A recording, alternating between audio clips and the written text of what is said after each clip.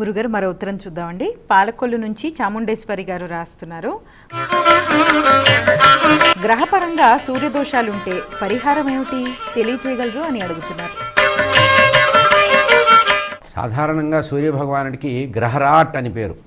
గ్రహాలన్నిటికీ అధిపతితట ఆయన. మనకి నవగ్రహాలు ఉన్నాయి కదా, అందుకనే మీరు దేవాలయాల్లోకి వెళ్ళినప్పుడు నవగ్రహాలు ఉంటాయి, అందులో మధ్యలో సూర్యభగవానుడు ఉంటాడు. గ్రహాలన్నీ చుట్టూగా ఉంటే మధ్యలో సూర్యభగవానుడు ఉంటాడు కనుక గ్రహాలన్నింటినీ కూడా అదుపు చేయగలిగి గ్రహాలలో ఏదైనా ఉద్రేకంగా ఏదైనా కలిగితే వాటిని శమింపజేయగలిగేటువంటి శక్తి సూర్యభగవానుడు ఉంటుంది కనుక ఆ సూర్యారాధన చేయడం వల్ల గ్రహాల యొక్క అనుకూలత కలుగుతుంది.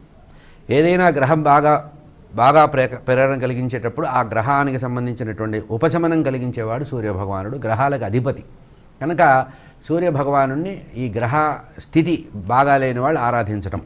అయితే ఈ గ్రహస్థితి బాగాలేని వాళ్ళు ఆరాధించాలంటే సూర్యభగవానుని ఎట్లా ఆరాధించాలంటే ఈ నవగ్రహాల్లో ఉండే సూర్యుడిని, నవగ్రహాలకు అధిపతి అయినటువంటి సూర్యభగవానుని ఆరాధించే పద్ధతి మనకి అరుణ పారాయణ ద్వారా చెప్పారు. వేదాల్లో ఉండేటువంటి అరుణము అనేటువంటి పారాయణ ఉంది, ఆ వేదం మంత్రాలు.